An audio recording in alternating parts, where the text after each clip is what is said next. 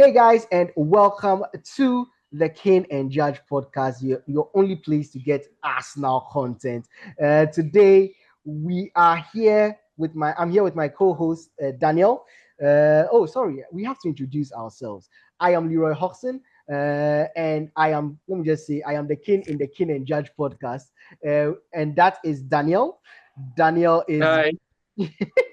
Daniel is the judge in the podcast as well. And we are here to discuss Arsenal. This is purely going to be an Arsenal channel where we discuss our favorite club and the going ons and ins and outs of the club. So matches, transfers, just basically news that intrigues us about our favorite club and your favorite club, because I'm expecting you guys to also be watching because you love the club that we do as well. So today we are going to be discussing a topic that is basically on everybody's mind right now, and that has to do with the transfer strategy of Arsenal and whether Andrea Berta, after taking over from Edu, has been doing a good job with the transfers. Daniel, let's just start off. You can just start off telling what's your opinion. Do you think he's doing a good job? So looking at Andrea Berta, I was trying to look at some of the places he's been to and what he has achieved. And then it's clear and plain in the sights, plain what he's done in previous teams. You look at his time at Atletico, some of the players he's signed, and then some of the things he's helped the club with. And you look at those and you sometimes you have questions because I look at some of the players he signed. He was the one who signed Antoine Griezmann at Atletico. He signed Jan Oblak at Atletico. He signed Rodri and then Joao Felix. Yeah. You know, when you look at Antoine Griezmann and Jan Oblak and Rodri, you can say, okay, these are good signings. These are excellent signings, and they made an impact to Atletico. I think they were part of the team that won the La Liga in 2013-2014 season. And then I think 2020-2021, we had other players there. But you look at his most expensive signing, which is Joao Felix, and you question the value or what he saw in the player to sign a 19-year-old Joao Felix for close to 107 million or 17 million euros. And there are question marks there. There are some question marks there. And then you fast forward to him coming to Arsenal. And mind you, he was the same director at Atletico when they sold Thomas Partey to Yeah. Arsenal. And that time, I watched Thomas Partey's interview recently. He was talking about the fact that the club didn't sign him on because they refused to give his agent some 10% commission that they were supposed. Instead, they wanted to give a 3%, and because the agent refused, they decided he decided to move on from Atletico. And then you look at him coming to Arsenal, it looks like the same thing is happening. But with Thomas Partey, you could tell there are off the field issues. That's why he's not being signed on by Arsenal. Let's put that aside now and let's look at the current signings he's making. When you look at what he's doing currently at Arsenal, I think it's too. I don't know the approach, but you look at it and you ask yourself, so what is Arsenal's strategy in the transfer market this season? Because with Edu and Arteta at the helm initially, Edu, although he had his flaws, he had problems selling, and then he also had problem with bargaining. So he was bullied around in the market, I think. And we thought we are bringing Andrea Berta, who we know is a genius in the game, knows how to negotiate, tough hands, and able to bargain. But we are looking at what Arsenal is signing so far, and it's not convincing. It's not convincing at all. I recently saw we've agreed for Noni Madueke for about 50 million. If you compare it to the current markets, it's not it's not bad. I think I don't think it's bad with the amount that is involved, because in the current market where Anthony Elanga went for 55 million, we had who else? We had Mohamed Kudus going for 55 or 65.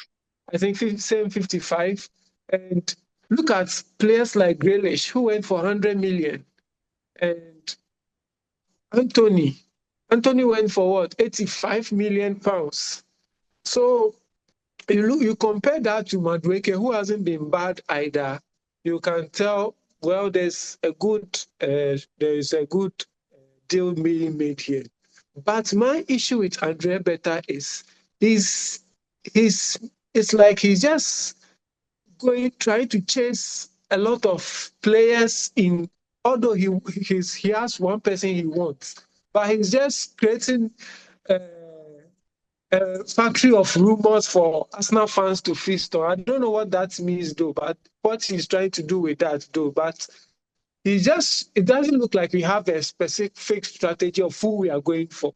It looks like we are just going for anyone we want to, and then whichever goes through for us, then we pick. Because at first we're linked with Shesko, and then we are told what now Shesko is not available. We are going for Gyökeres, and then Gyökeres, there's a 5 million difference. I don't know why we are delaying that deal, because as a team, you want to get your players in early before anything else, because the players have currently started training in La Manga in Spain, and then we are hoping that most of our signings will be available by now, so that as at now there will be that squad bonding and then getting to know each other and the onboarding starts. But currently we are now scrapping for a deal for Gyökeres. I'm hoping by the end of this weekend they would have finished that deal. But I'm not too convinced with Andrea Berta at the moment. So that's my opening thoughts so far. What do you think from your end?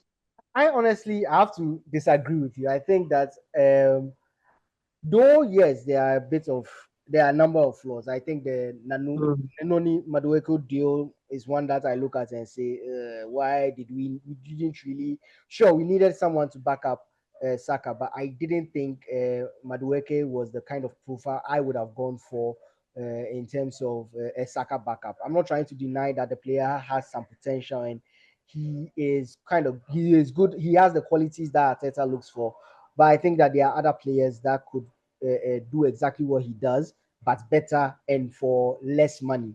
But I don't. That was one of the deals that I looked at and I was like, nah, I don't think so. But I feel comparing Berta to Edu. Edu was a kind of manager, or should I say, a kind of a director that when he was working with Arteta, both of them had a player in mind, and they would only go for that player until that transfer deal was basically shut down, and there was no way it was ever going to continue. Then they become lost trying to find a second option.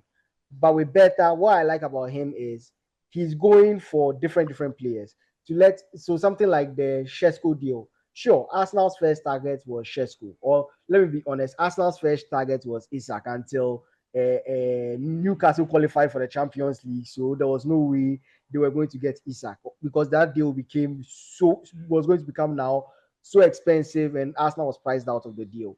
But the Shesko deal, yes, Arsenal wanted Shesko, but RB Leipzig was playing hardball. Arsenal wanted Shesko for I think 60, 70 mil, but RB Leipzig for whatever reason said they wanted 90 mil for a player who scored 13 goals last season, and they said they weren't going to budge on the 90 mil.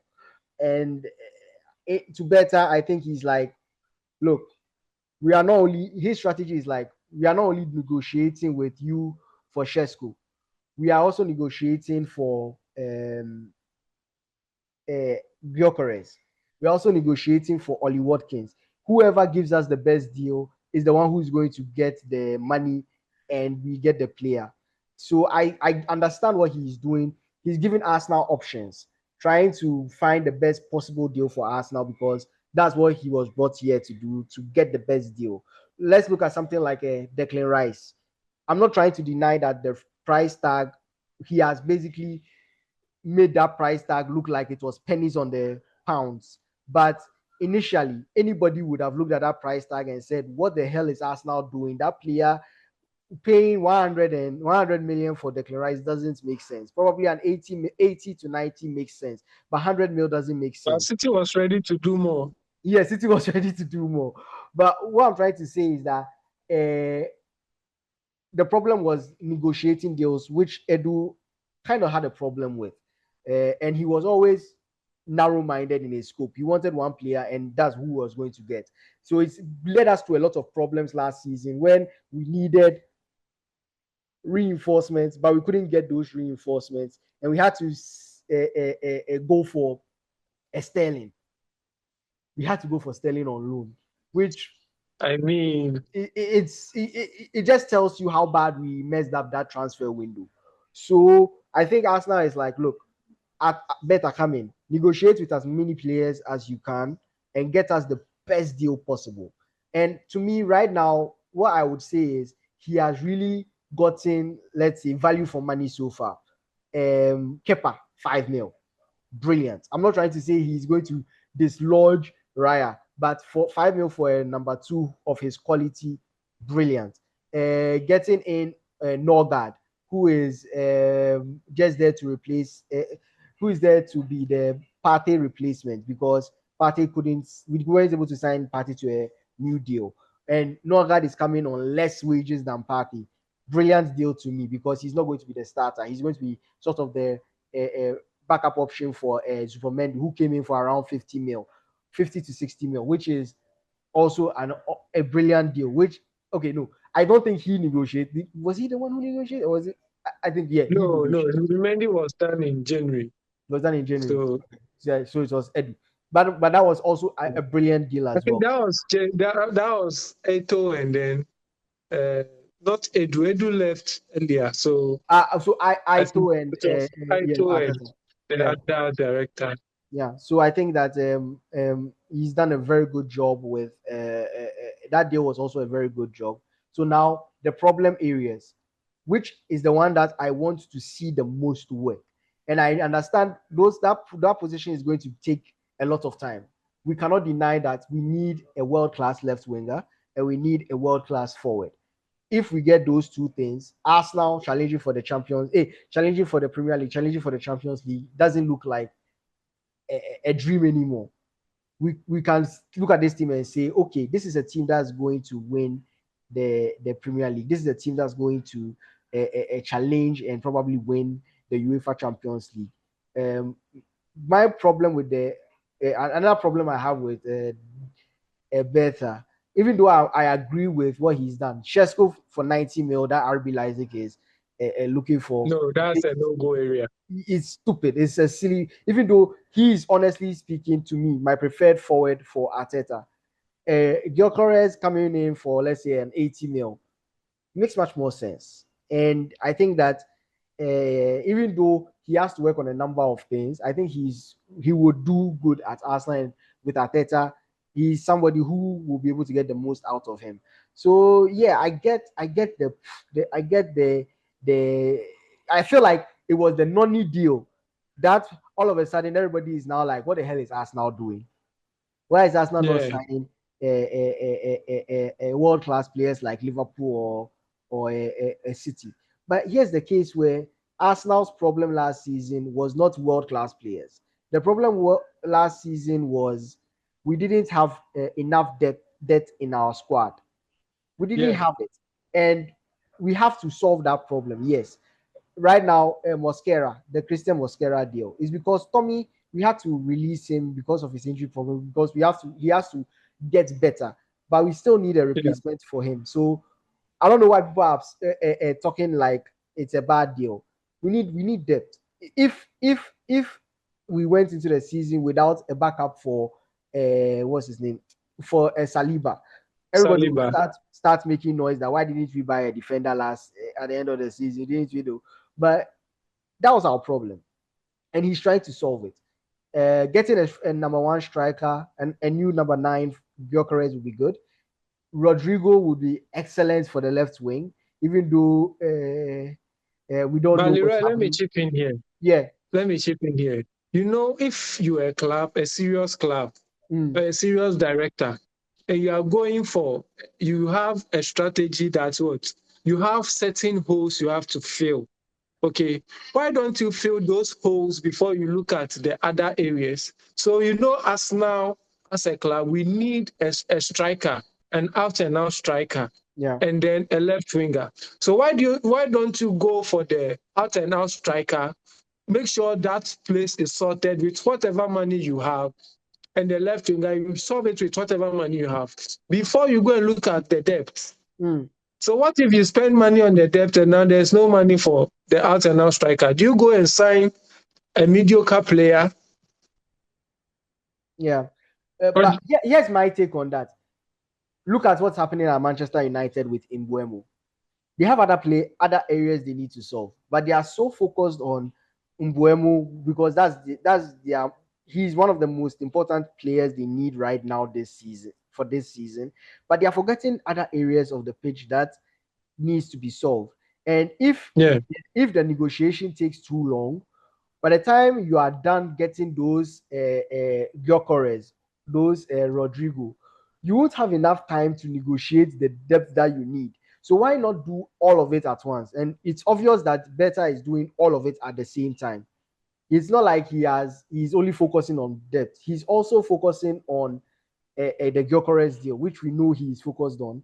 The mm, the Rodrigo deal, I think we all know Rodrigo's deal was going to happen probably after the Club World Cup, after he's made his decision as to whether he is staying at Real Madrid or he is going to leave. And according to what I we've think been, that will even delay to the beginning of the season. most likely, most likely because of the negotiations. But I know Arsenal has a good relationship with Real Madrid, like we do Chelsea. But so I'm hoping that Just is not our shopping center.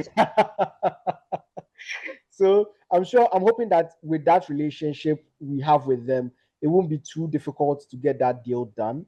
Um, at least that's what I'm hoping because Rodrigo will be excellent for us now.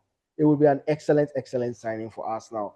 And once we get him, because when I look at Rodrigo and look at his numbers on the left wing, if you add his right wing, he doesn't look as impressive. But when you just focus in on his left wing numbers, the guy is incredible. He Yeah, is incredible. So I'm hoping that we get that deal done. If it is not done, I'm honestly looking at Lookman because I love Lookman. I think he has really developed after his horrible spell at Everton. He's become an incredible winger that I think left forward that I think that he would do wonders at Arsenal. I also heard we are also looking at Leao. So this is what I like about Berta. We at least we know that there are options, right? We know that he's yeah. looking at this, he's looking at that, he's looking at that. And at the end of the day, we won't be left wanting by the end of the transfer window saying that why didn't we sign a left winger? Why didn't we at least we know that they tried, unlike Edu, who I have to admit has did an incredible job at Arsenal. But that hyperfixation on getting your number one target isn't really good because Do you once think Edu did an incredible job? he did a good job. He did a good job. He brought in a number of players that we needed at the time and helped Arteta build a title challenging team. Because before Edu came in, Arsenal was lingering mid table. When he came in and then with Arteta, he helped get the players in. That has helped us get to the place where we are now. Sure, there are a lot of flaws with Edu, especially when it comes to selling players. He was very bad at that. But Very terrible. very bad at that because some of the players going for like pennies, pennies, in my honest He opinion. was he was like the king of signing off players. I mean, it's Free that you cannot deny that contract termination. He no, was but just terminating contracts. yeah. But you have to admit, it's made much more sense to terminate some of those players' contracts than have them be a toxic influence in the No, back room. those players have agents.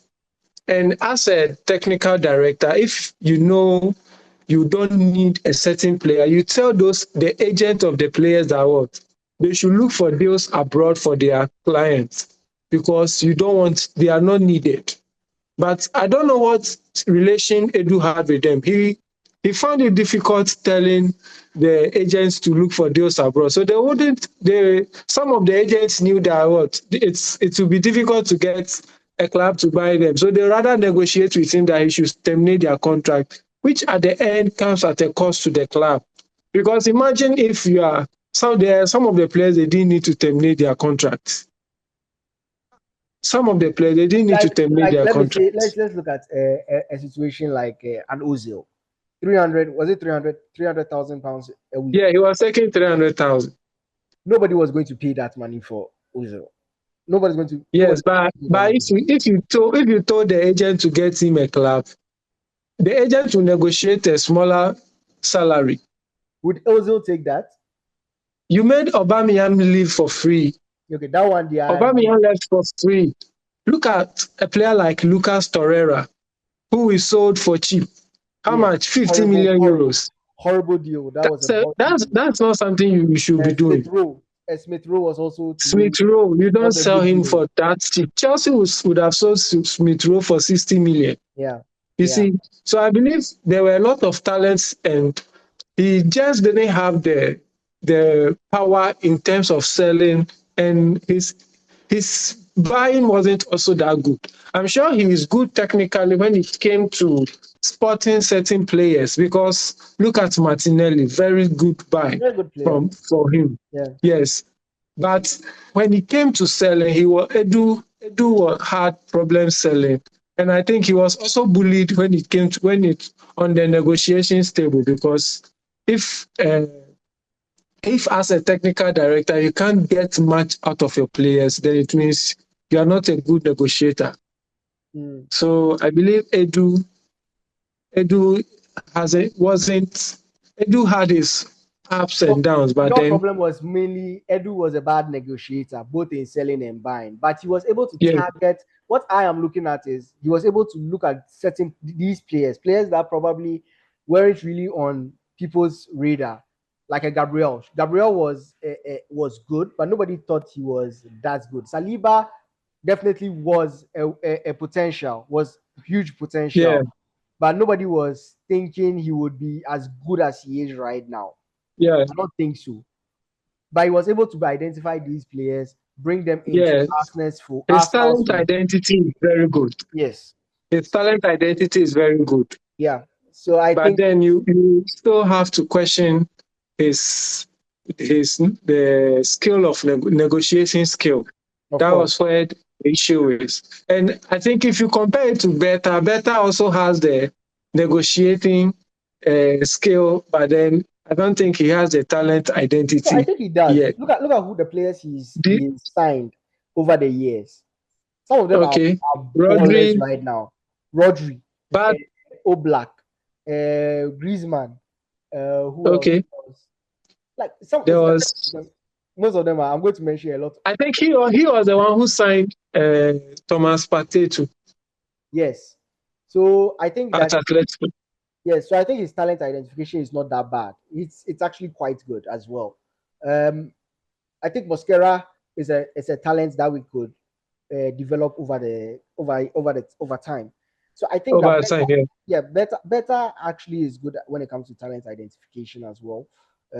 So I don't want to put too much. What's the word I want to use? I don't want to toot his horn, because there are flaws as well in his system, is in his planning as well. Because, like you said, the Noni deal.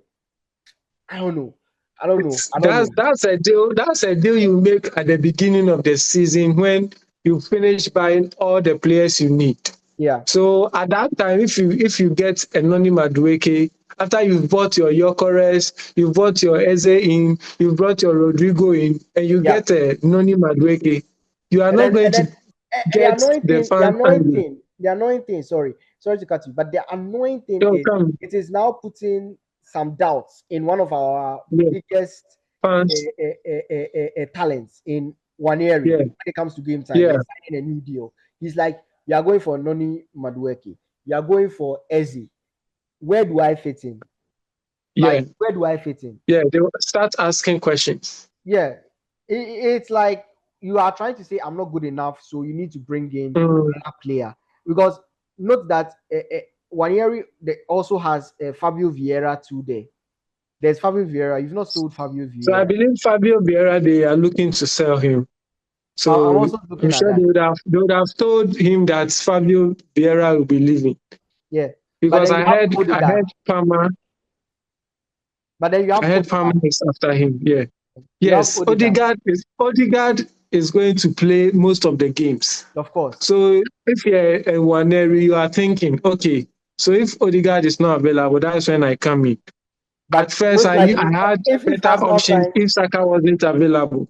yeah. But if Arsenal But signs now, Eze, if Arsenal signs Eze, he's not going to be after Odegaard. Eze will probably play. I think the Eze deal, see, the Eze deal, I believe is a conspicuous way of telling Arsenal fans we are signing a left wing forward for you. Because Mm, I believe Eze will definitely be operating from the left wings. mm, And if anyone's time is going to cut short with Eze coming in, it's not going to be Wanieri. Waneri.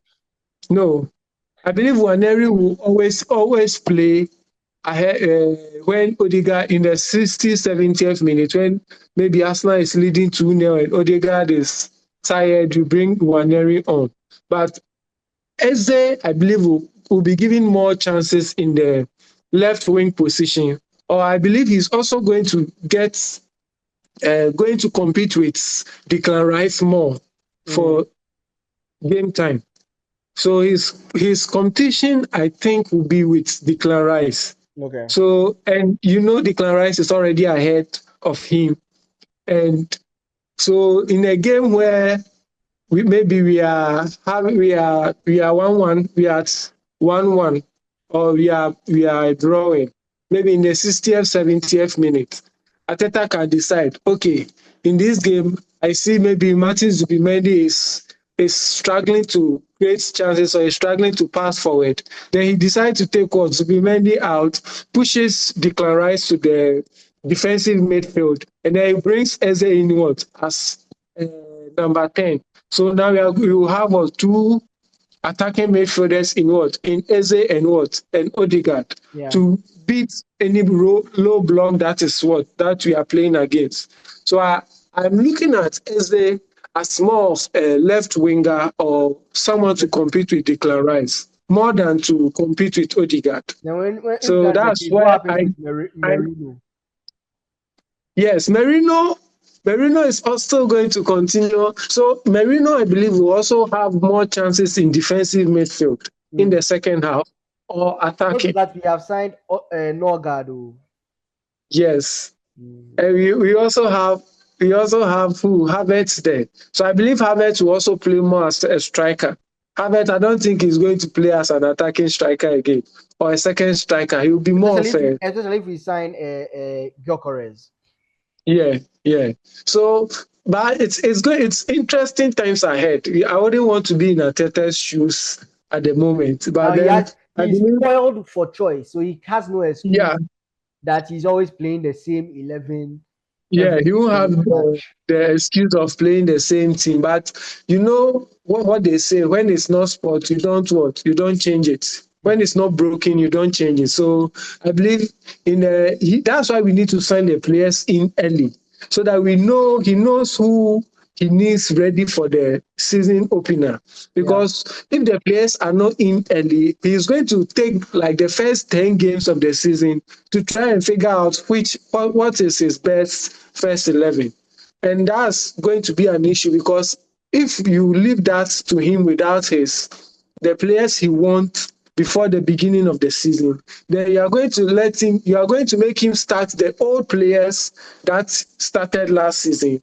And Mm. then he's going to play them, and then before the new players get to fit in, they wouldn't have had that momentum they need to work for competing, because by the time they would have settled in to compete, the people they are competing with are already far ahead. So imagine the first 10 games, he doesn't have his first best 11, or he's not had to try his best 11, including the players he signed in preseason.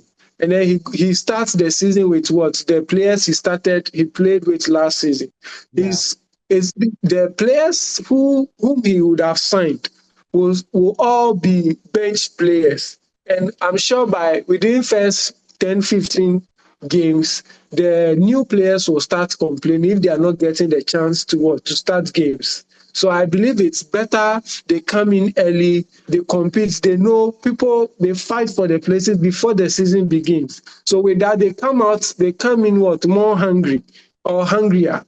But if we delay with our signings and then we wait for the season to start, we are going to have terrible issues. And if the players don't pull their weight this season, I don't think it's going to be like any other season where you think you are much more superior, so you can dilly dally within the beginning of the season and then catch up. Because this season, a lot of teams are coming up well equipped. Chelsea are currently doing well. Liverpool will have maintained their shape. I don't think City are also what are also building once again, but I don't think City will compete that well this season. And so we already have these three teams. And then Newcastle are also building up. So if you don't from right from the get-go start producing the numbers, start winning games, you are not going to get it easy. I believe this is one of the seasons where we may end up with 95. The winner of the league has to make over 95 points. So it's going to be a very competitive season. Mm. That's what I think is going to happen. So we need to get our players in very early. Okay. So to wrap up, I want to hear your grade. What's your grade for Berta so far this season, this transfer window? Yes. So as I was saying, Berta hasn't done much to convince me. Most of the players he's signed so far are players who you wouldn't say are coming in to take over in the first team or coming to be in the first 11, but they are mostly what backups. Mm. So until he's able to get over the line with a new striker, a left winger, I believe at the moment I don't have much to grade him. So for now, I'll say maybe a 5/10, a 5/10 so far, because most of the players he's brought in are backups. They are not the ones who are to take us to the next level. So Mm. let's leave it at 5 for now. Let's see some good negotiating skills. Let's see Arsenal sell player become firmer in selling their players, and hopefully we'll come back to grading him at the end of the transfer window. Yeah. Yeah. So what do you think on your side? Honestly speaking, I would probably grade him around a 6. I think getting Miles Lewis Kelly on a new contract is good. Gabriel getting him on a new contract is also good. I think it's something we forgot to talk about. The fact that he is also Yeah. working on certain players' contract renewal. Saliba is also somebody he's working on, as well as Wanieri. The fact he was able to get Lewis Kelly to extend, Gabriel to extend. I'll be very if he's able to get Saliba to extend, I'll take him to a Yeah, 7. Saliba and Saka will be very big Yeah. ones. So Yeah, I'll take if it gets Saliba done and not let him stay like what Real Madrid wants him to run down his contract. I'm hoping that if he's able to do that, I'll move him up to a 7. That deal alone moves him up to a 7. Um, so for now, I'll say a 6 because I think we underestimate the squad depth. I think we always want level raisers, but we also forget that there is a need to have that squad depth, and it's very very important to have the right people in those positions. And I think he's gotten some very very good players like Kepa. Kepa is actually a good for a number 2. In fact, some will say he's too good to be a number 2.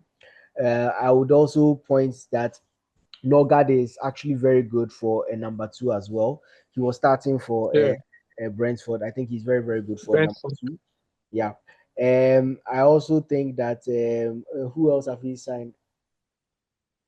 Aside from, I Noni think Madueke. Noni Madueke, he is somebody that brings his score a bit down because though I believe he's a very, very good player, that price tag is just the price tag But that bothers me. I'm told. Sorry to cut you. If Oh, yeah, so I'm told Ateta wanted him more for that Rafinha kind of role. yeah. He's a shooter, a winger who shoots a lot. So Yes, yes, I yes, believe yes. that's one of the reasons He's Ateta also was very good pushing at for carrying that. getting the ball into the final third. He's very, very good at doing Yeah. that, Noni, and he's good at taking shots. It's just that sometimes his shots goes wayward, and I think with time, if he works with Arteta and the coaching staff, will probably be able to get that down. So I think it's just the Noni deal, it's the price tag of the deal that bothers me because if you are going to sell him off, will we be able to get that 50 mil back? That's what I look at and I'm like I'm worried about it. But to me, I think so far so good. He's done an okay job.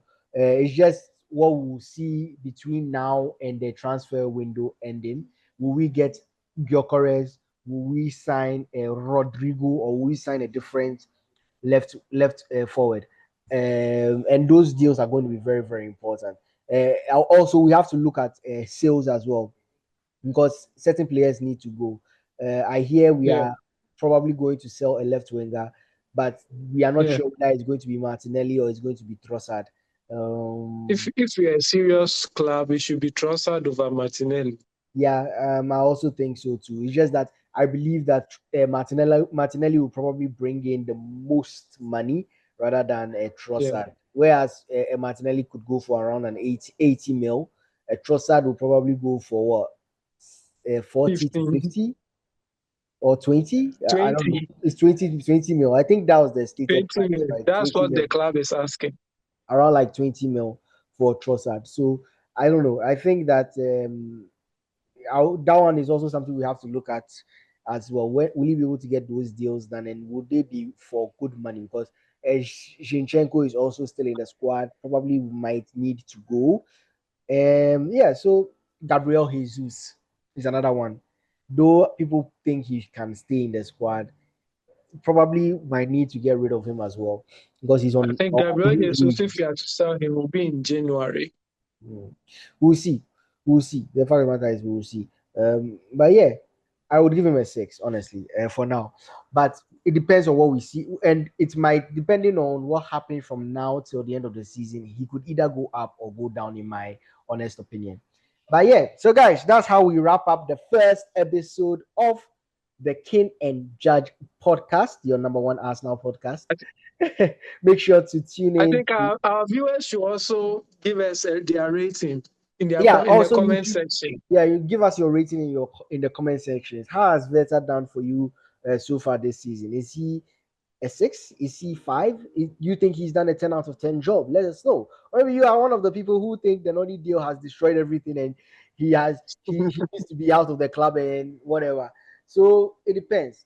Let us know in the comments down below. And thank you so much for listening and joining us. We'll definitely be coming back to you from most likely next week. So yeah, welcome again to the King and Judge podcast, and we hope you will join us on this journey. Daniel. Peace. Peace out. All right, thanks. Okay.